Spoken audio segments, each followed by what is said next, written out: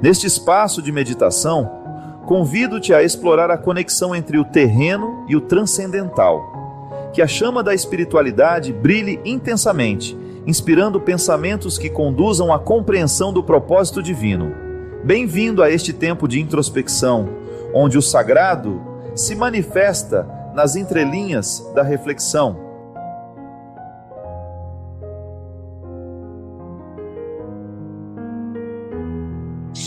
Padre Fábio, tenho sentido que minha vida está marcada pelo sofrimento. Tudo que faço, tudo que vivo, observo que está fortemente marcado pela dor. Como posso me livrar de tudo isso, Padre? Minha filha, primeira coisa que nós precisamos identificar, que há espécies e formas de sofrimento, né? Vamos dar um exemplo. Quando você sofre uma dor, você está com uma pedra no rim, que é uma das piores dores que tem, né? Se você tem uma pedra no rim, você tem um sofrimento concreto, real. É o seu corpo que padece.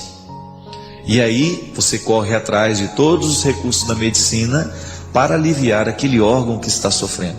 Aliás, sentir dor tem que ser para nós um motivo para ir ao médico, nunca de tomar um analgésico. Às vezes a gente resolve a dor com analgésico. Isso é, o organismo está mostrando para você que alguma coisa está errada, e é bom que a gente sinta dor, porque a dor é a manifestação daquilo que não está bem. No momento em que a dor é manifestada, nós temos uma espécie de sofrimento, e aí a gente sofre até o momento em que aquela dor é saciada, é sanada. Muitas vezes com medicamento, muitas vezes precisa de uma intervenção cirúrgica. Uma dor muscular, por exemplo, uma massagem vai embora, o sofrimento vai embora. Só que, pelo que eu percebo, o seu sofrimento é mais do que isso, né? Ele não se localiza, ele não pode ser radiografado, ele não pode ser detectado no exame de sangue. O que muitas vezes, e aí vem a outra espécie de sofrimento, que é o sofrimento muitas vezes psicológico, o sofrimento espiritual. O que é que alimenta o sofrimento psicológico? O pensamento. A gênese do sofrimento psicológico é aquilo que a gente pensa. Pode observar. Quantas vezes você ficou sofrendo por aquilo que você estava pensando? O pensamento é a fonte de toda dor. Psicológica é. E muitas vezes você tem o pensamento atingindo o seu corpo por causa da força que ele tem. Se você tem ansiedade, você vai fazer um discurso e você está pensando no medo que aquele discurso lhe traz. E você permite que aquele medo lhe domine. Isso é, você alimentou o pensamento. Eu estou com medo. Você está alimentando o medo através do seu pensamento. Você começa a ter dor de barriga. Não é assim? Você começa a ter dor nas pernas, você começa a ter dor nas costas, porque você vai ficando tenso. Você joga toda a sua atenção no pescoço. Enfim, o pensamento atingiu o seu corpo. Muitas vezes o que acontece conosco é isso. Pode observar que boa parte dos sofrimentos que nós temos, eles são frutos dos nossos pensamentos. Descubra se aquilo que você está alimentando hoje, no seu pensamento, se isso te alegra ou se isso lhe traz preocupação, se isso lhe infelicita. E você vai saber se você vai sofrer mais tarde ou não. Porque aquilo que nós escolhemos pensar hoje é tão determinante sobre nós, é tão determinante, que a gente acaba se transformando naquilo que a gente pensa. É isso aqui que comanda, minha gente. Se você acordar amanhã acreditando que você é incapaz, que você não vai dar conta de nada, que você é um nada nessa vida, você realmente tem todas as chances de se transformar um nada nessa vida, porque você será influenciado por aquilo que você pensa de você. O pensamento é tão sério, é tão determinante sobre nós, que aquilo que a gente escolhe pensar é aquilo que naturalmente a gente vai ser por consequência. Eu até penso e digo isso muitas vezes: nós nos ocupamos demais do que os outros estão pensando a nosso respeito. Você já deve ter passado muito tempo da sua vida preocupado com o que os outros estavam pensando de você. Você gerou sofrimento, porque você ocupou o seu pensamento daquilo que os outros pensam de você, mesmo que não seja verdade. Você colocou o seu pensamento a respeito da fofoca que o outro fez. Você começou a sofrer por uma coisa que nem é verdade. O outro fez uma fofoca de você, você se ocupou do que o outro disse e passou a só pensar nisso. Por que ele falou aquilo? Mas ele não tinha o direito de ter falado. Está vendo? Você está sofrendo. O que é você resolver o mal pela raiz? É como você arrancar a pedra do rim. Eu não vou dar atenção a esse pensamento, a isso que ela falou, porque isso que ela falou não é verdade. Eu não sou o que ela está dizendo.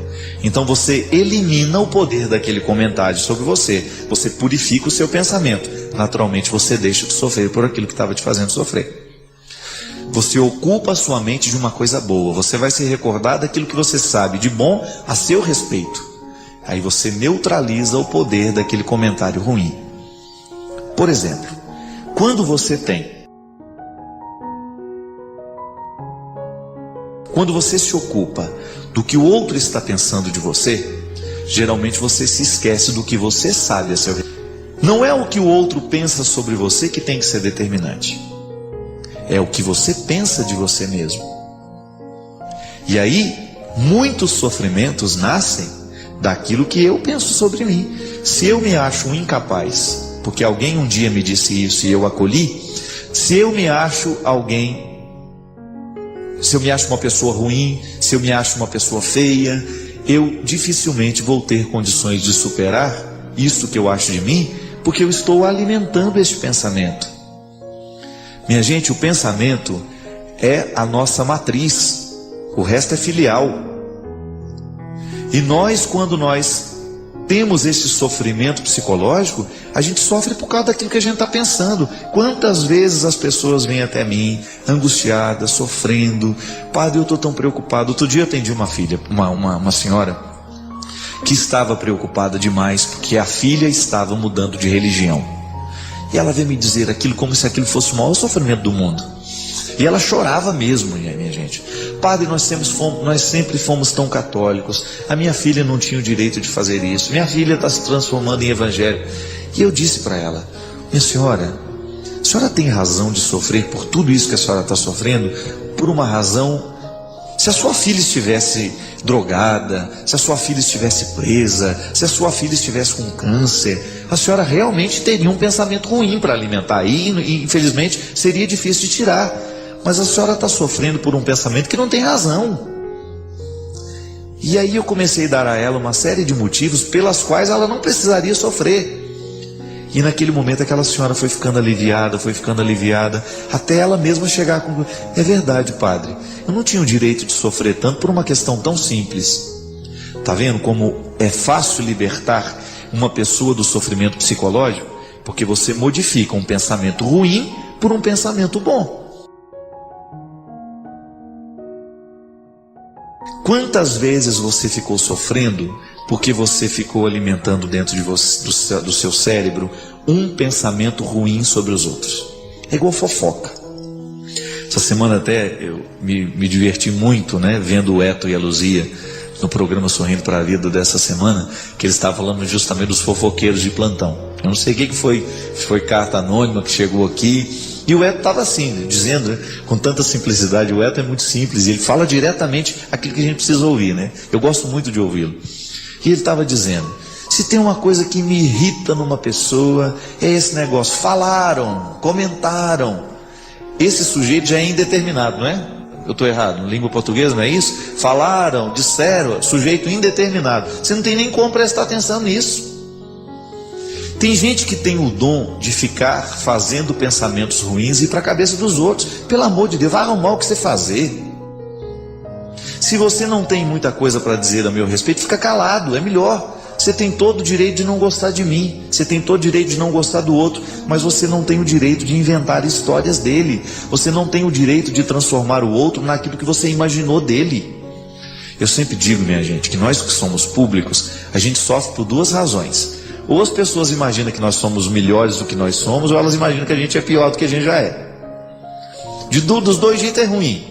É ruim ser imaginado muito bom, mas é também ruim ser imaginado, muito ruim. Eu não sou tão ruim assim como alguns falam, e também não sou tão bom assim como alguns falam.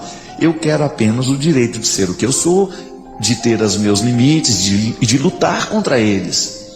Mas agora, no momento em que o outro começa a fazer uma fofoca de você, começa a fazer um comentário maldoso a seu respeito, você tem que escolher se você vai querer alimentar esse pensamento dentro do seu coração ou não. E o sofrimento psicológico, minha filha, talvez você esteja neste aspecto, sofrendo aí. Começa a prestar atenção nos pensamentos que você leva para a cama, antes de dormir. Sobre o que você fica pensando? Tem gente que vai para a cama e fica pensando, meu Deus, aquela prestação, será que eu vou ter dinheiro para pagar? Você vai trabalhar agora? Não vai. Então dorme, pra você trabalhar direito amanhã. O dinheiro vai vir se você dormir na hora certa, se você tiver com saúde para trabalhar. Agora, se você ficar trazendo para sua cabeça o pensamento errado, aí dificilmente você vai ter saúde para depois. Tem o ciumento. O ciumento é aquele que sofre com o pensamento que tem. Será que ele está falando a verdade para mim mesmo? Será que ele foi lá onde ele falou que foi? Quem escolhe ter ciúme, escolhe viver um inferno, porque fica fazendo a opção de ter pensamentos de desconfiança o tempo todo na cabeça. Pelo amor de Deus, você não vai levar para sua cama. Sua cama tem que ser um lugar sagrado. Sua cabeça tem que ser um lugar sagrado. Se você percebeu que aquele pensamento não está te fazendo bem, manda embora. Não leve com você pensamentos que vão te destruir. Peça a Deus para te livrar de tudo isso. Como é que a oração tem o poder de atingir o nosso pensamento? Quando você começa a substituir os pensamentos ruins pelos pensamentos bons. Gente, isso é igual educação de criança. Por isso que eu sempre digo, olha, desde pequeno eduque o seu filho para o esporte, eduque o seu filho para as artes, mande seu filho aprender um instrumento musical, mesmo que ele não tenha muito jeito, desenvolva nele essa sensibilidade musical, faça ele descobrir um esporte que ele gosta. Por quê? Mente sã, corpo são. Você vai começar a ocupar a cabeça do seu filho com pensamentos bons. O esporte traz um monte de pensamentos bons. A música, a literatura, o teatro, a poesia trazem uma série de bons pensamentos para nós. E aí, os pensamentos ruins não vão ter espaço dentro de nós. Você vai fazendo aquela experiência de sofrer menos à medida em que você pensa com mais inteligência. Pode modificar o pensamento ruim de hoje? Modifique logo, para que você não vá dormir sofrendo. Obrigado por se juntar a nós nesta busca pelo conhecimento e pela fé. Compartilhe suas reflexões na seção de comentários, inscreva-se para mais jornadas e convide outros a se juntarem a esta aventura.